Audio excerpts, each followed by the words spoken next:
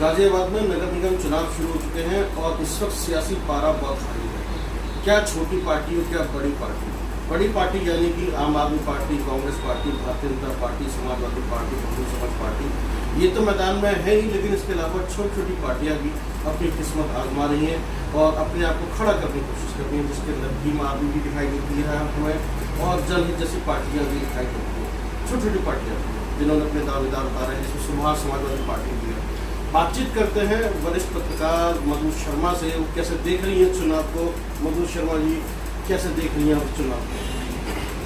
अजय जी, आपने बहुत अच्छी बात कही है। जिस तरह से बड़ी बड़ी पार्टियों ने अपने प्रत्याशियों को उतारा है और छोटी पार्टियों ने भी अपने प्रत्याशियों को उतारा है, तो एक जंग तो जायज़ है ही। जिस तरह से युद्ध के मैदान में सभी योद्धा अपने सेनापतियों को लेकर के उतर जाते हैं, उसी तरह से छोटी छोटी पार्टी रही हुई या बड़ी बड़ी पार्टी रही हुई, सब ने अपने प्रत्याशियों को उतार दिया मैदान में। तो किस तरह से देखना इस जंग में मजा आएगा? मज़ा तो बहुत आने वाला है, क्योंकि अब ये लड़ाई जो है कार्यकर्ताओं के साथ साथ समर्थक भी हैं, लेकिन वो जनता जो घरों में बैठी हुई है और ये सारे नज़ारे देख रही है होर्डिंग, पोस्टर, बैनर से और सोशल मीडिया के माध्यम से, वो अपने प्रत्याशी या अपना जनप्रतिनिधि किसको चुनने वाली है, क्या उसके माइंड में रहेगा, क्या वो सोच रही होगी, पार्टी की विचारधारा हावी रहेगी या फिर कैंडिडेट का व्यक्तित्व उसके ऊपर हावी रहेगा, आखिरकार सोच क्या रहा है वोटर। हमारी बात है वोटर के बारे में, हम पार्टी विशेष छोड़ देते हैं किसकी क्या आइडियोलॉजी, किसका क्या है, क्योंकि वोट डालने तो वही जाएगा। तो जिसके पास जितने समर्थक कार्यकर्ता हैं वो तो आगे रहता है, इसीलिए सबसे ज़्यादा कार्यकर्ता बनाए जाते हैं। अजय जी, मैं ये कहूँगी जैसे समर्थक हैं उनके कार्यकर्ता भी रहे हैं, लेकिन अब जनता बहुत ही जागरूक हो गई है, पढ़ी लिखी हो गई है और समझदार है।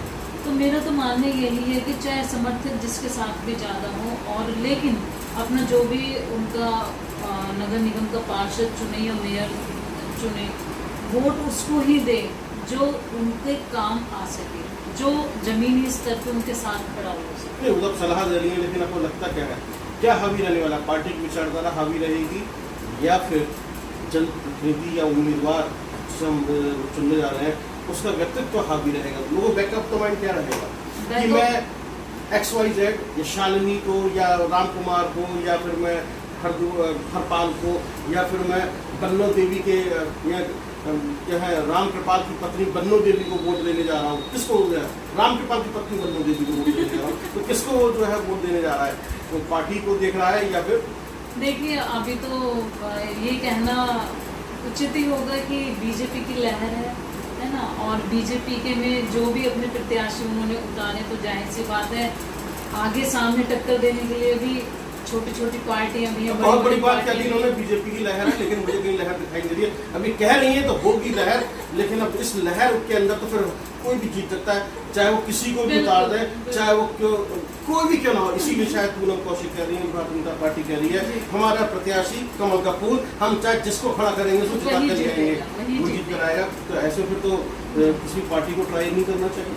नहीं, ट्राई करना चाहिए। देखिए, बिना जंग लड़े हम जंग कैसे हार जाएं, है ना। जब जंग तैयार है लड़ने के लिए, तो प्रत्याशियों को भी उतरना चाहिए, मौका अपने आप को देना चाहिए कि कितनी जंग वो लड़ सकता है। जीत या हार तो निश्चित नहीं करती, लेकिन हौसला दिखाता है कि हाँ, हमें जंग लड़नी चाहिए। तो देखिए, ये एक संदेश है कांग्रेस पार्टी के लिए, आम आदमी पार्टी के लिए, बसपा सपा के लिए कि लहर चल रही बीजेपी की, भैया आपको लड़ना तो लड़ो वरना मत लड़ो, जितना तो बीजेपी की है।